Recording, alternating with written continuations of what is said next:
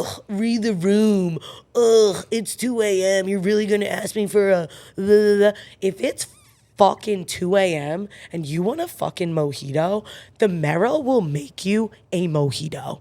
Like, if you ask for the drink that you want, we will serve it. Because you know what?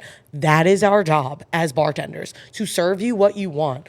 Like, I cannot stand when bartenders are like, oh, like, you can't believe this person's asking me for a freaking espresso martini at 1 a.m. Like, what the hell else are you doing? Do your job, you know? Yeah. And it's like, that's just like not cool to me. And like, that's something that like, I really drill into my bartenders here. Like, I don't give a shit what time it is. You make that guest what they want. You have no idea who they are. Right. What if they just got promoted that day and they want to celebrate with Manhattan? And you're like, oh, really? You know, like, I would never want my staff to be like that damper on them. Or like, what if somebody just lost a family member and that cocktail made them think of that family member? Like, you don't know who's sitting across from you. Like, that's how I met my husband, you know, like he was my bar guest. You just don't know. And it's like, being a bartender, like, we are the first form of therapists. So like, For sure. I'm just like, I very much am fully against that. Like, read the room. Oh, what time is it? Type deal. Like, this is your job. Do your job. And if you don't want to do your job, you should probably look at getting another job in a different industry, because this is the service industry. We are there to give phenomenal service, you know? Like, I could never imagine myself being like, really? Like, and if we don't have what you want in-house, I will send my bar back to the grocery store. I will send him to the liquor store to try to get what, you know, you asked me for. You know, I'll do everything in my power to make that for you, because that's what I feel like is important as a bartender. So just setting the record straight, figure it out. Bartenders, if you want to call yourself a bartender, figure it out. Stop being lazy. Being in a bad mood and, you know, not greeting guests and not giving good service is not cool. Like, these people are taking their time to come and visit you. They could pick any bar. They could go anywhere. And there's a million choices. Exactly. Yeah. Bars and restaurants are a dime a dozen. Like, they're choosing to come into this place, to sit at your bar, to sit with you. Like, I just feel like that's the ultimate compliment. Like, to be ignored and to be told like, ugh, or like, is just so whack to me. And it's just like, it dampens the bartender name so bad that I'm just like, I want to set the record straight that like, there are so many phenomenal bartenders out there that will go the extra mile for you, will leave the bar with like you guys being friends on Instagram. Like, you know, like, you'll be friends with these people. Like, you even have guys that'll run across the 7-Eleven and get you espresso if you need. Exactly. That's what Gavin said. Exactly. So just wanted to set the record straight with that. No, it's like, great to hear opinions, because we've had people on the show that do say read the room, and then you have people, but you know, everybody, you know, I agree with what you're saying. You know, you are here to do a job, and it's, you know, you got to do your job. Do your job, yo. You're in the hospitality. Do your job. Yeah. So going back kind of to the beginning of when you were getting started, bartending and everything, learning, I'm sure you made plenty of rookie mistakes. For sure. Any fun, wild, silly stories, rookie mistake stories that you So I obviously left this one out when you were asking me about where I worked, but this is the truth. I worked at a bar. Oh, Jesus. Called Joe's Crab Shack. I've heard of that. It's a chain restaurant. Yeah, okay. And that's where I learned how to like do everything like properly, like oh my God, what is it called? Sorry. Corporate. So by the book. So like when you're cutting fruit, you put on gloves.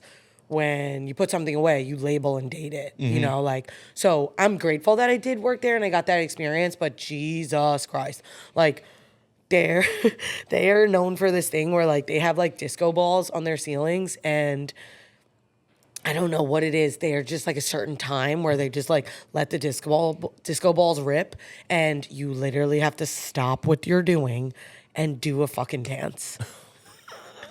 So like, I literally had to like stop making drinks and like to the left, to the left, to the left. Like, Yeah. It was so embarrassing, but like, oh God, I'm grateful that I got to learn from like a corporate restaurant, but like rookie mistakes, just acting like I knew what the hell I was doing, Yeah.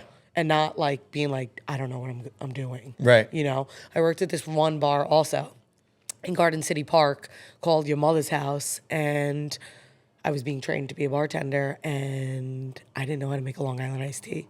And I remember I put like, I don't even know what the hell it was. Like, I don't know, fucking, who knows? Like juice in it. Yeah. Like orange juice. But actually in it. iced tea in there. Yeah. And yeah, exactly. Right. And I was like, and I remember the bartender was like, what the hell are you doing? And I was just like, I don't know. Yeah. And like, I'm so sorry. Like, I don't know why I'm fucking trying to fake it till I make it. Like, just show me how to do this. Right. So shit like that, like stupid things. But going back to like Joe's Crab Shack, because it was a corporate restaurant, like we had to take pour tests every morning. Before our shifts. Yeah. So like, if you couldn't pour a proper half ounce, full ounce, 2 ounces, you had to work with your jiggers all shift. So it's like, we really got good at doing perfect pours. But like, I kind of love that looking back now. Like, it was so annoying at the time to have to use jiggers to make all these cocktails. But A, it's great for inventory and it's not wasting ingredients. B, consistency. I was going to say consistency. Yeah. Consistency It's huge. Is key. You're getting the same tasting cocktail every time. And C, it's like, it looks cool. I feel like when bartenders use jiggers, you're like, oh, fire. Yeah. As opposed to free pouring. Obviously, like being in Long Beach, like we're super high volume in the summer. Like we ain't got no time for that shit sometimes. So Right. like we're free pouring, So it's like, Especially when you're good with the jigger. When you like have it in your fingers, you Yeah. can flip it and do it quick. Like I'm not There's so great with it, a but bartender here who I adore all my staff, but Jakey was my only employee that I hired on the spot. And he really got me because of his resume. First of all, he had like an amazing resume. And I was kind of just like, what the hell? Like, why do you want to work here? And he was like, I want to make North Shore money on the South Shore. And I was like, okay, like, let's fucking do it. Yeah. And I went and spied on him that night and went to the bar that he was working at and just wanted to kind of see like how he worked. And he did this like insane like spin with the shakers in his hand and just like looked me in the eye while he did it. And I was just like sold. Yep. Yeah. So like any type of flair, like a lot of cruise ship bartenders are like that, like doing shit like that shit And is it's effortless the way they do it. Oh, yeah. When you could just kind of throw it around and you're like, boom, boom, boom. a lot of our bartenders here like definitely like I definitely like spin the bottles or do like a little bit of flair, but nothing like compared to like cruise ship bartenders. Like those are like OGs You're or like throwing it around. And, Vegas bartenders, Yeah. like super dope. Like they're putting on a freaking show. Definitely. So anything like that, I'm like, you're cool. Yeah. For sure. And then if you could go back and you, like now, you see somebody training to be a bartender, what Yeah. is some rookie advice that you would give Yeah. to people just getting in the game? So this is what I always say, especially to like anyone coming in and like applying for a job here with like no experience. Like I remember being in that position and like being like, oh God, like I just really want to bartend, but like I don't have experience. I was just kind of like waiting for someone to give me like that golden like hall pass, And I always will tell everyone to either go to a corporate restaurant, like swallow your damn pride, go to a Ruby Tuesdays, go to an Applebee's, go to like any of those type of corporate restaurants because you're going to learn how to do things correctly, how to cut fruit on the proper cutting board with the proper knife, Yep. using gloves. And when you store it, it's labeled correctly with the date. And, you're just learning how to do things the right way, whereas opposed to going to like learning at a dive bar where you're just like learning things the way they do things. For sure. You know, which Yeah. is cool. Also, do you? But it's like, No, but- I always say, go to like a corporate restaurant. Like, Yeah. swallow it. Where they're Like, going to hold you accountable. You know, Yeah, at a like- dive bar, they kind of let you do what you want. Yeah, and then when you like want to advance in like your career or like advance your craft, you're kind of just like, and it's like, you know, if you just like swallow that pride and like go and work somewhere that will teach you correctly, like that's all the knowledge you'll have. And no Yeah. one, I promise you, no one, no manager, no GM, no owner will ever look at your resume and be like, they worked at a, you know, a Chili's. Like, Yeah. no one will ever say that. Like, anyone who's in this industry will know, like, oh, fire. They have, like, proper experience, Yeah. you know? Like, so. The right pour counts. Yeah. Exactly. So I always say that. A lot of people are, like, super opposed to that. So I'm always just like, oh, maybe go to, like, I don't know. That's really just what I say. Yeah. Yeah. Yeah, that's super true. That's great advice. And then getting into like drinks, like some more fun questions. One of the weirdest drink orders you've ever gotten. Like just something that you kind of Maybe like some. Oh, okay. This is good. Last summer we had a cocktail called Not a Frozen Pina Colada, and it was a pina colada Yep. on the rocks. We don't do frozen drinks. I will never serve frozen drinks here.